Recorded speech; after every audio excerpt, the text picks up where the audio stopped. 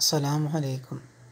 صبر ایمان کی بنیاد ہے، اخلاق انسان کی خوبصورتی ہے، سچائی قرآن کی زبان ہے، عاجزی کامیابی کی کنجی ہے، دعا مومن کی ہتھیار ہے۔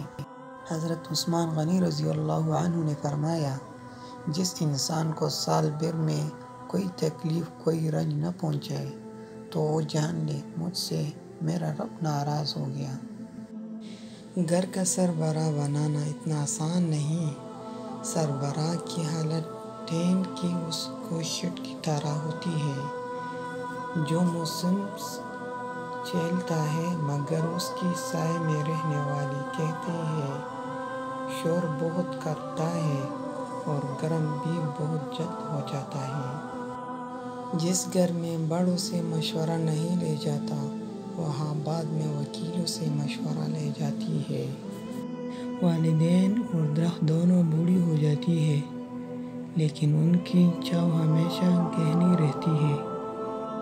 آزمائش بہادر کی آزمائش میدان جنگ میں، دوست کی مصیبت وقت اور عقل مند کی غیظ و غضب میں ہوتی ہے۔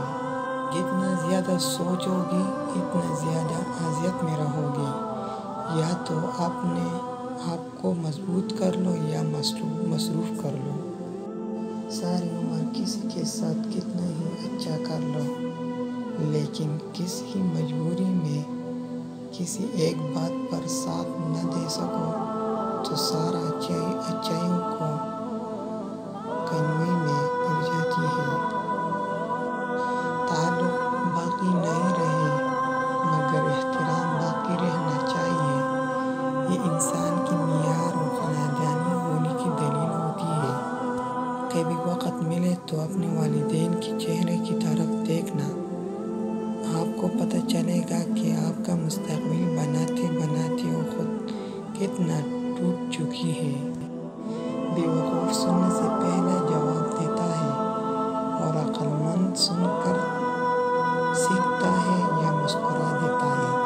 سنہرے اقوال: تم کسی بھی انسان کو برا نہ سمجھو، شاید وہ ایسا نہ ہو جیسا تم سمجھتے ہو۔ حقیقی علم تو اللہ کے پاس ہے اور تم لاعلم ہو۔